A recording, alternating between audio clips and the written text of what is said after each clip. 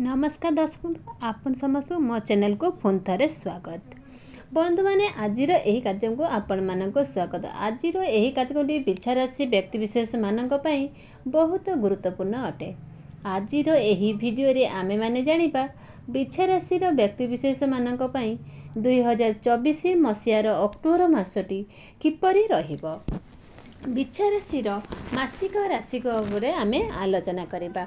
बिछा राशि यही अक्टोबर मासटी किपरि रहिबो से विषय आलोचना करिबा। बिछा राशि व्यक्ति विशेष मानकर स्वास्थ्य, प्रेम, वैवाहिक जीवन एवं भाग्य, क्यारियर, व्यापार वाणिज्यर स्थिति किपरि रहिबो सेही अक्टोबर 2024 रे से रूपरे आमे विस्तार रूपरे आलोचना करिबा।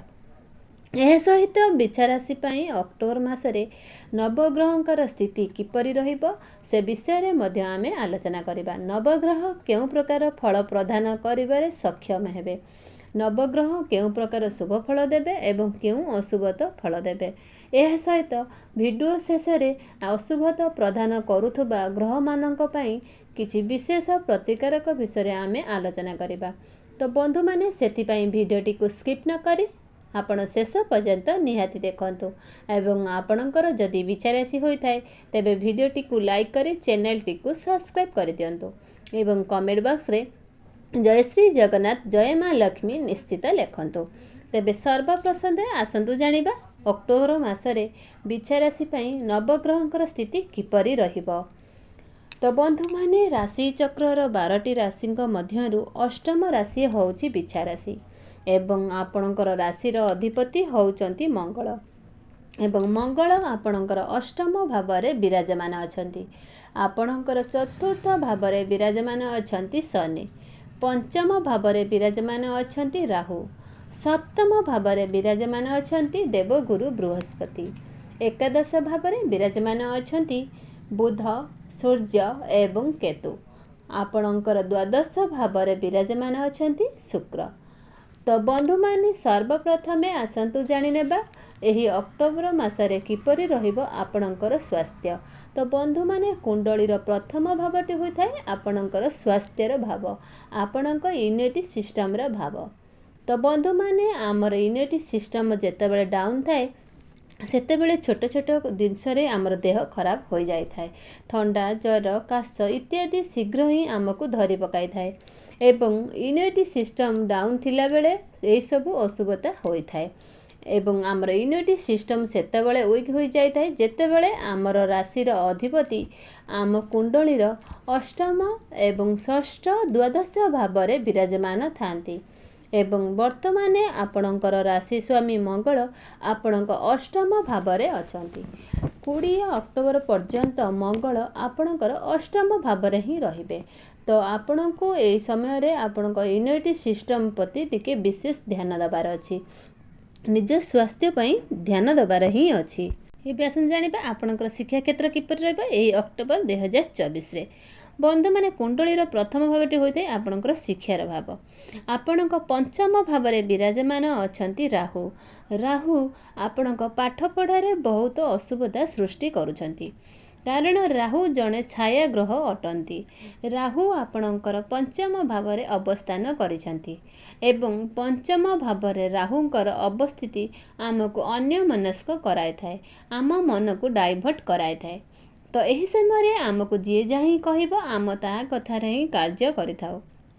आमे निजे कौन करिबा कौन न करिबा से विषय आमे बुझी पारि न थाउ एवं राहु पंचम भावरे थिबा हेतु आम भितरे कन्फ्यूजन मध्य क्रिएट होई थाए। आमे कौन करिबा कौन न करिबा से विषय आमे कौनसी आइडिया ही आसी न थाए कारण राहु आमको बहुत अधिक भ्रमित कराई दै थांती। तो बंधु माने राहु एठारे अधिक समय धरी रहछंती, आगको मध्य बहुत समय धरी रहिबे। जे पर्यंत राहु आम पंचम भावरे अछंती से पर्यंत आम मन मध्य डाइवर्ट हबो, भ्रमित भी हेबे, आपणक मध्य रे ही कन्फ्यूजन ही रहिबो। तो एथिपई आपण प्रतिकारक निश्चित करंतु। बेस तो जानिबे आपणकर प्रेम जीवन किपर रहइबो ए अक्टोबर 2024 रे। बंधु माने पंचम ଭାବଟି ଆପଣଙ୍କ ଶିକ୍ଷାର ଭାବ ହେବା ସହିତ ଆପଣଙ୍କ ପ୍ରେମ ଜୀବନର ଭାବ ହିଁ ହୋଇଥାଏ। ସନ୍ତାନର ଭାବ ତ ବନ୍ଧୁମାନେ ମୁଁ ଆପଣଙ୍କୁ ପ୍ରଥମରୁ ହିଁ କହିସାରିଛି ଯେ ଆପଣଙ୍କ ପଞ୍ଚମ ଭାବରେ ପ୍ରଥମେ ବିରାଜମାନ ହିଁ ଅଛନ୍ତି। ଯେପର୍ଯ୍ୟନ୍ତ ରାହୁ ଆପଣଙ୍କ ପଞ୍ଚମ ଭାବରେ ବିରାଜମାନ ଅଛନ୍ତି ସେ ପର୍ଯ୍ୟନ୍ତ ଆପଣଙ୍କର ଶିକ୍ଷା ପ୍ରେମ ଜୀବନ ଏସବୁରେ କିଛି ନା କିଛି ଅସୁବିଧା ହିଁ ଆସିବ। ରାହୁ ପଞ୍ଚମ ଭାବରେ ଥିବା ହେତୁ ଆପଣଙ୍କ ମଧ୍ୟରେ ବ୍ରେକଅପ୍ ହେବାର ମଧ୍ୟ ସମ୍ଭାବନା ବନୁଅଛି। କଥାବାର୍ତ୍ତା ଆପଣଙ୍କ ଭିତରେ ବନ୍ଦ ହୋଇପାରେ। 2 ଦିନ ଯଦି ସମ୍ପର୍କ ଭଲ ରହିବ 10 ଦିନ ଯାଏଁ ଆପଣଙ୍କ ଭିତରେ ପ୍ରୋବ୍ଲେମ୍ ହିଁ ଲାଗି ରହିବ। ଏହି ସମୟ ସବୁ ଅସୁବିଧା ଆପଣଙ୍କ ପ୍ରେମ ଜୀବନରେ ରାହୁ ହିଁ ସୃଷ୍ଟି କରିବେ।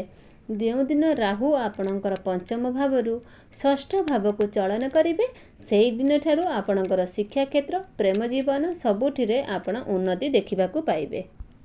ଏବେ ଆସନ୍ତୁ ଜାଣିବା ଆପଣଙ୍କର ବୈବାହିକ ଜୀବନ କିପରି ରହିବ ଏ ଅକ୍ଟୋବର 2024ରେ। ବନ୍ଧୁମାନେ କୁଣ୍ଡଳୀର ସପ୍ତମ ଭାବଟି ହୋଇଥାଏ ଆପଣଙ୍କର ବୈବାହିକ ଜୀବନର ଭାବ, ଆପଣ ଜୀବନ ସାଥୀର ଭାବ। ଆପଣଙ୍କର ସପ୍ତମ ଭାବର ଅଧିପତି ହେଉଛନ୍ତି ଶୁକ୍ର, ଯିଏକି ଆପଣଙ୍କର ଦ୍ୱାଦଶ ଭାବରେ ବିରାଜମାନ ଅଛନ୍ତି। ତେବେ ଆପଣଙ୍କର ବୈବାହିକ ଜୀବନ ବହୁତ ଭଲ ରହିବ, କାରଣ ଆପଣଙ୍କର ସପ୍ତମ ଭାବରେ ଦେବଗୁରୁ ବୃହସ୍ପତି ହିଁ ଅଛନ୍ତି, ଯିଏକି ଆପଣଙ୍କ ମଧ୍ୟରେ ଜ୍ଞାନ ଏବଂ ବୁଦ୍ଧିର ବିକାଶ କରାଇବେ। ଏହି ସମୟରେ ଆପଣଙ୍କର ଲାଇଫ୍ ପାର୍ଟନର ଆପଣଙ୍କୁ ଜ୍ଞାନ ପ୍ରଦାନ କରିବେ। ଯଦି ଏହି ସମୟରେ ତାଙ୍କର କଥା ମାନନ୍ତି, ତାଙ୍କର କଥା ଅନୁସାରେ ଆପଣ ଚାଲନ୍ତି, ଆପଣଙ୍କୁ ନିଶ୍ଚିତ ଭାବରେ ସକ୍ସେସ୍ ହିଁ ମିଳିବ। କାରଣ ଆପଣଙ୍କର ସପ୍ତମ ଭାବର ଅଧିପତି ନିଜ ରାଶିରେ ହିଁ ବିରାଜମାନ ଅଛନ୍ତି। କାରଣ ଦ୍ୱାଦଶ ଭାବଟି ଶୁକ୍ରଙ୍କର ନିଜ ଭାବ ଅଟେ, ନିଜ ଗୃହର ହିଁ ଅଟେ। ସମ୍ପୂର୍ଣ୍ଣ ଅକ୍ଟୋବର ମାସଟି ଆପଣଙ୍କର ବୈବାହିକ ଜୀବନ ବହୁତ ଭଲ ରହୁଛି। ଏବେ ଆସନ୍ତୁ ସବୁଠାରୁ ଗୁରୁତ୍ୱପୂର୍ଣ୍ଣ ଜାଣିବା ଆପଣଙ୍କର ବ୍ୟାପାର ବାଣିଜ୍ୟ କିପରି ରହିବ ଏ ଅକ୍ଟୋବର 2024ରେ। ଆପଣଙ୍କ କୁଣ୍ଡଳୀର ନବମ ଭାବଟି ହୋଇଥାଏ ଆପଣଙ୍କର ଭାଗ୍ୟର ଭାବ। ଦଶମ ଭାବଟି ହୋଇଥାଏ ଆପଣଙ୍କର କ୍ୟାରିୟର ଭାବ, କାର୍ଯ୍ୟକ୍ଷେତ୍ରର ଭାବ ଏବଂ ଆପଣଙ୍କର ନବମ ସ୍ଥାନରେ ଅଧିପତି ହେଉଛନ୍ତି ଚନ୍ଦ୍ରମା, ଯିଏକି ପ୍ରତ୍ୟେକ 2 ଦିନକୁ ଥରେ ରାଶି ପରିବର୍ତ୍ତନ କରାଇଥାନ୍ତି। ଅକ୍ଟୋବର ମାସଟି ପ୍ରଥମରେ ଆପଣଙ୍କର ଭାଗ୍ୟ ମଧ୍ୟମ ସ୍ଥିତିରେ ରହିବ, ଅର୍ଥାତ୍ ବହୁତ ଅଧିକ ଭଲ ନୁହଁ, ବହୁତ ଅଧିକ ଖରାପ ହିଁ ନୁହଁ। ତ ଆପଣ ଯଦି କୌଣସି ଶୁଭ ମାଙ୍ଗଳିକ କାର୍ଯ୍ୟ କରିବାକୁ ଚାହୁଁଛନ୍ତି ତେବେ ଅକ୍ଟୋବର ମାସଟି ଆପଣଙ୍କ ପାଇଁ ଭଲ ରହିବ ନାହିଁ। ଆପଣ ନଭେମ୍ବର ମାସରେ ହିଁ କରିବେ। ଅକ୍ଟୋବର ମାସର ଆପଣ କୌଣସି ବି ଶୁଭ ମାଙ୍ଗଳିକ କାର୍ଯ୍ୟ କରନ୍ତୁ ନାହିଁ। ନଭେମ୍ବର ମାସଟି ଶୁଭ ମାଙ୍ଗଳିକ କାର୍ଯ୍ୟଟି କରିବା ପାଇଁ ଆପଣଙ୍କ ପାଇଁ ଅତ୍ୟନ୍ତ ଭଲ ରହୁଛି। ଏବେ ଆସନ୍ତୁ ଜାଣିବା ଆପଣଙ୍କ କ୍ୟାରିୟର କିପରି ରହିବ ଏ ଅକ୍ଟୋବର 2024ରେ। ବନ୍ଧୁମାନେ କୁଣ୍ଡଳୀର ଦଶମ ଭାବଟି ହୋଇଥାଏ ଆପଣଙ୍କ କ୍ୟାରିୟରର ଭାବ। ଆପଣଙ୍କର ଦଶମ ଭାବର ଅଧିପତି ହେଉଛନ୍ତି ସୂର୍ଯ୍ୟ ଏବଂ ସୂର୍ଯ୍ୟ ଆପଣଙ୍କର ଏକାଦଶ ଭାବରେ ବିରାଜମାନ ଅଛନ୍ତି। 17 ଅକ୍ଟୋବର ପୂର୍ବରୁ ଆପଣଙ୍କର ଏକାଦଶ ଭାବରେ ସୂର୍ଯ୍ୟ, ବୁଧ ଏବଂ କେତୁ ଏକତ୍ର ରହୁଛନ୍ତି। କ୍ୟାରିୟର ଆପଣଙ୍କର ବହୁତ ଭଲ ରହୁଛି। ଆପଣଙ୍କ କାମ କାର୍ଯ୍ୟ ମଧ୍ୟ ଭଲ ରହିବ, କାରଣ ଏକାଦଶ ଭାବରେ ସୂର୍ଯ୍ୟ ବୁଧ ଆଦିତ୍ୟ ରାଜଯୋଗ ନିର୍ମାଣ କରୁଛନ୍ତି। ଏହି ସମୟରେ ଆପଣଙ୍କର ମାଇଣ୍ଡ ବହୁତ ସାର୍ପ ରହିବ। ଆପଣଙ୍କୁ ବହୁତ କାମ ମଧ୍ୟ ଭଲ ମିଳିବ। ଆପଣ ପ୍ରତ୍ୟେକ କାମ କାର୍ଯ୍ୟକୁ ମଧ୍ୟ ସୁଚାରୁ ରୂପରେ କରିପାରିବେ। ଆପଣଙ୍କ କାର୍ଯ୍ୟକ୍ଷେତ୍ରରେ ଆପଣଙ୍କର ବସ୍ଙ୍କ ସହିତ, ଆପଣଙ୍କ ସହକର୍ମୀଙ୍କ ମାନଙ୍କ ସହିତ ଆପଣଙ୍କର ସମ୍ପର୍କ ବହୁତ ଭଲ ରହିବ।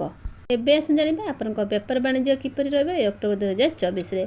ବନ୍ଧୁମାନେ ବିଜନେସ୍ ପାଇଁ ଏହିଟି ସର୍ବଶ୍ରେଷ୍ଠ ଅଟେ। ଶୁକ୍ର ନିଜ ରାଶିରେ ହିଁ ଅଛନ୍ତି।